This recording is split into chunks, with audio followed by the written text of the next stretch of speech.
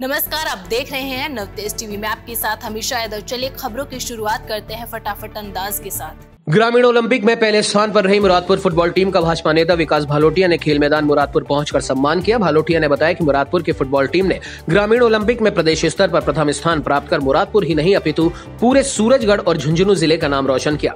उन्होंने कहा कि उनका हमेशा से प्रयास रहा है कि क्षेत्र के सभी खिलाड़ियों को उचित संसाधन उपलब्ध करवाए जाए। अलवर जिले के खेड़ली कस्बे के अग्रसेन महिला महाविद्यालय की राष्ट्रीय सेवा योजना की स्वयंसेवक छात्राओं ने स्वच्छ भारत स्वस्थ भारत के तहत कस्बे में जन जागरूकता रैली निकालकर लोगों को साफ सफाई रखने, वातावरण स्वच्छ बनाए रखने तथा अच्छे स्वास्थ्य के लिए संदेश दिया। सेवा योजना प्रभारी डॉक्टर नेहा गोयल ने बताया कि योजना की स्वयंसेवक छात्राओं ने गोद लिए गाँव तथा खेड़ली में मुंसिफ मजिस्ट्रेट कोर्ट परिसर में श्रमदान कर साफ सफाई कर स्वच्छ रहने व स्वस्थ रहने का संदेश दिया। राष्ट्रीय सेवा योजना अग्रसेन महिला महाविद्यालय खेड़ली आज हमारे महाविद्यालय की स्वयंसेवी छात्राओं ने महाविद्यालय परिसर तथा गोद लिए गश्ती में अपना श्रमदान किया और उन्होंने पूरे वातावरण को स्वस्थ रहने और अपने आप को तथा आसपास के वातावरण की सफाई करने के लिए लोगों को संदेश दिए। अलवर जिले के खैरदल, तिजारा, कोटपुतली, बहरोड के पेट्रोल पंप खुले हुए हैं। इन जिलों में राजस्थान डीलर्स एसोसिएशन की ओर से 1 अक्टूबर से प्रस्तावित हड़ताल में अलवर पेट्रोल डीलर एसोसिएशन ने अलग अलग पेट्रोल पंप खोलने का निर्णय लिया, जिसके चलते सभी पेट्रोल पंप खुले हुए हैं तथा लोगों को किसी प्रकार की परेशानी नहीं उठानी पड़ रही। अलवर पेट्रोलियम डीलर्स एसोसिएशन के सचिव आत्म प्रकाश गोयल ने बताया कि प्रस्तावित हड़ताल तथा 2 अक्टूबर से अनिश्चितकालीन हड़ताल का हमारे द्वारा कोई समर्थन नहीं है। पूर्व की भांति इस बार भी अलवर जिला यूनियन इसमें शामिल नहीं होगा। राष्ट्रपिता महात्मा गांधी की 154वीं जन्म जयंती के उपलक्ष्य पर और प्रधानमंत्री नरेंद्र मोदी के आह्वान पर पूरे देश में 1 तारीख 1 घंटा एक साथ स्वच्छता ही सेवा अभियान चलाया जा रहा है। इस अभियान के तहत वरिष्ठ पत्रकार डॉक्टर गोपाल शर्मा के नेतृत्व में सांगानेर क्षेत्र के सैकड़ों युवाओं के साथ मानसरोवर सिटी पार्क के बाहर स्वच्छता अभियान चलाया गया। डॉक्टर शर्मा ने स्वच्छता का महत्व बताते हुए कहा कि हम सब यहाँ पर श्रमदान के लिए एकत्रित हुए हैं। ये हमारा क्षेत्र है और इसे स्वच्छ बनाए रखना हम सभी का दायित्व है।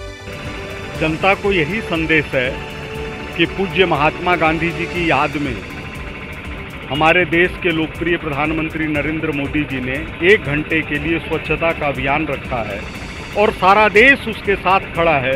इसलिए सांगानेर की नौजवानी भी उनके साथ उसी भाव से खड़ी है।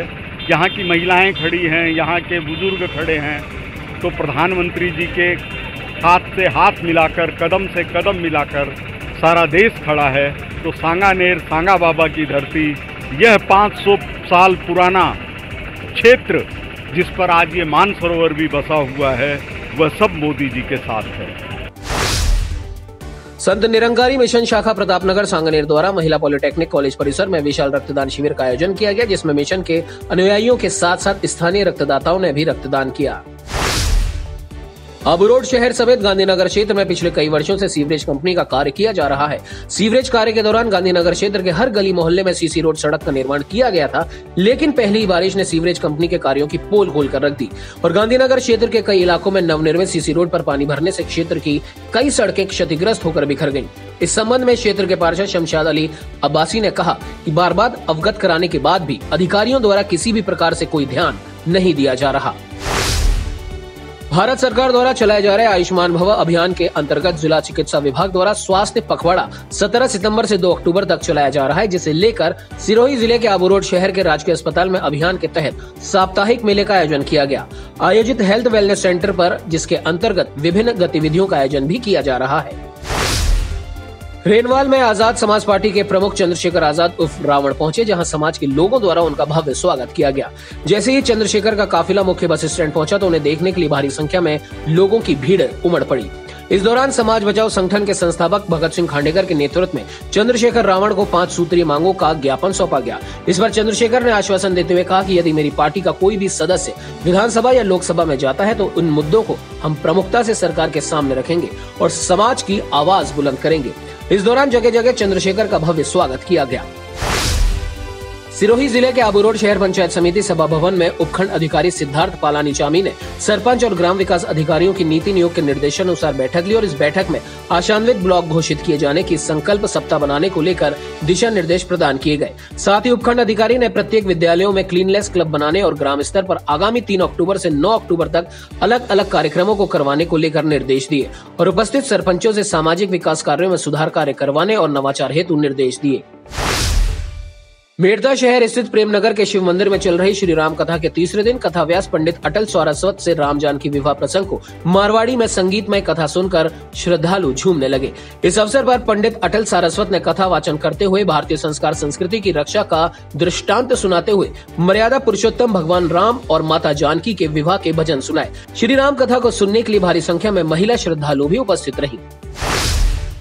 मेड़ता उपखंड क्षेत्र में पेट्रोल पंप मालिकों द्वारा बुलाया गया 12 घंटे का आंशिक बंद बेअसर नजर आया। राज्य सरकार से वैट कम करने की मांग को लेकर बुलाया गया 12 घंटे का आंशिक बंद पेट्रोल पंप खुले रहने से असफल रहा। पेट्रोल पंप कर्मचारियों का कहना है कि उन्हें बंद की जानकारी नहीं थी। हनुमानगढ़ जिले में आरपीएससी की ओर से आयोजित आरएस प्री परीक्षा जिले भर में आयोजित हुई। जिले में परीक्षा देने के लिए 58 परीक्षा केंद्र बनाए गए थे। परीक्षा केंद्रों के बाहर परीक्षा देने वाले अभ्यर्थियों ने सुबह 9 बजे से लाइन लगानी शुरू कर दी थी, तो वहीं अभ्यर्थियों को सुबह 10 बजे से परीक्षा केंद्रों में प्रवेश दिया गया। जिले भर में सुबह 11 बजे से दोपहर 2 बजे तक परीक्षा का आयोजन हुआ। जिले में पंजीकृत अभ्यर्थियों के मुकाबले कम अभ्यर्थियों ने परीक्षा दी। जिले में परीक्षा देने वाले अभ्यर्थियों की उपस्थिति 64.62% रही। राष्ट्रव्यापी स्वच्छता अभियान के तहत जिले के कई इलाकों में उपखंड प्रशासन, नगर परिषद के साथ नगर पालिका के अधिकारियों, पार्षदों व तमाम पार्टियों के पदाधिकारियों के साथ साथ जनप्रतिनिधियों और विभिन्न संगठनों ने स्वच्छता अभियान में बढ़ चढ़ कर हिस्सा लिया और सभी ने अभियान में शामिल होकर श्रमदान किया। हम गुजरात से आज सुबह मॉर्निंग में माउंट आबू आए हैं और हमें यहाँ का जो लोकेशन है बहुत ब्यूटीफुल है और यहाँ की स्वच्छता और जो भी मतलब टूरिस्ट प्लेसेस हैं बहुत अच्छे हैं। और यहाँ पे हम देख रहे हैं आज 2 अक्टूबर आ रहा है, उसके लिए सफाई का जो अभियान चल रहा है स्वच्छता का वो बहुत ही अच्छा दिख रहा है। और हम ये चाहते हैं क्लीन इंडिया तो स्वच्छ भारत स्वस्थ भारत। कोलायत मुख्यालय पर नायक भील समाज का सम्मेलन रविवार को आयोजित किया गया। कार्यक्रम में विधानसभा स्तरीय प्रतिभाओं को सम्मानित किया गया। इस कार्यक्रम की अध्यक्षता फूसाराम नायक ने की। कमेटी के हीरालाल नायक व घमूराम नायक ने जानकारी देते हुए बताया कि रविवार को सम्मेलन में समाज के छात्र छात्राओं व प्रतिभाओं व सामाजिक कार्यकर्ताओं को सम्मानित किया गया, जिसमें कक्षा 10 व 12 में 70% से अधिक अंक लाने वाले बच्चों का सम्मान किया गया। साथ ही नवनियुक्त सरकारी कर्मचारियों व सामाजिक कार्यकर्ताओं और सरपंचों को भी सम्मानित किया गया। समारोह आज रखा गया है। इसकी आज की अध्यक्षता कर रहे नायक भील धर्मशाला हमारे फूसाराम जी सरपंच साहब। समाज प्रतिभा सम्मान समारोह रखा गया, जिसमें समाज के जनप्रतिनिधिगण, सरपंचगण सभी यहाँ उपस्थित हुए। समाज के लोग विधानसभा सभी गाँव के हमारे 2 लोग यहाँ एकत्रित हुए और समाज के सम्मेलन में यहाँ आए। यहाँ पे समाज के जो भी हमारे होनहार बच्चे 10वीं क्लास के 12वीं क्लास के उन बच्चों का सम्मान समारोह किया गया और जो अभी राजस्थान सरकार में नवनियुक्त जो अभी मास्टर लगे हैं, कर्मचारी लगे हैं, उनका सम्मान समारोह किया गया। रामचंद्र जी जो अभी हमारे यहाँ जैसे जज्जू सरपंच घमूराम जी जो आयोजन कमेटी के पूरे क्षेत्र से यहाँ आए हैं, मैं उनका बहुत बहुत धन्यवाद देना चाहता हूँ। केंद्रीय मंत्री पीयूष गोयल ने कोटा के जवाहर नगर में व्यापारियों और उद्यमियों के साथ आयोजित संवाद कार्यक्रम में हिस्सा लिया। इस दौरान लोकसभा अध्यक्ष ओम बिरला भी मौजूद रहे। कोटा व्यापार एवं उद्योग जगत के प्रतिनिधियों की ओर से केंद्रीय मंत्री पीयूष गोयल और स्पीकर ओम बिरला का पुष्पहार पहनाकर स्वागत किया गया। कार्यक्रम में व्यापार और उद्योग जगत से जुड़े सैकड़ों लोग मौजूद रहे।